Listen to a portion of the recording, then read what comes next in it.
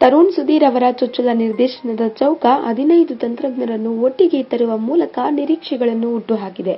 ಈ ಸಿನಿಮಾದಲ್ಲಿ challenging star Darshan ಕೂಡ ಅತಿಥಿ ಪಾತ್ರದಲ್ಲಿ ನಟಿಸುತ್ತಿರುವುದು ವಿಶೇಷ. ತಮ್ಮ ನಿರ್ದೇಶನದ ಕಿರೀಟದಲ್ಲಿ ಮತ್ತೊಂದು ಗರಿ ಸಿಕ್ಕಿಸಿಕೊಂಡಿರುವ ತರುಣ್, ಪುನೀತ್ ರಾಜ್ಕುಮಾರ್ ಅವರಿಂದ ಒಂದು ಹಾಡನ್ನು ಹಾಡಿಸಿದ್ದಾರೆ.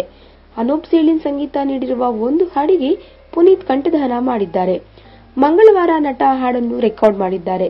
ರಾಜ್ಕುಮಾರ್ ಕುಟುಂಬ 40 ವರ್ಷಗಳ ನಂತರ ದ್ವಾರಕೀಶ್ ಚಿತ್ರದ ನಿರ್ಮಾಣ ಸಂಸ್ಥೆಯೊಂದಿಗೆ ಮತ್ತೆ ಸಖ್ಯ ಬೆಳೆಸಿದೆ ಎಂದು ತಿಳಿಸುತ್ತಾರೆ ನಿರ್ದೇಶಕ ತರುಣ್.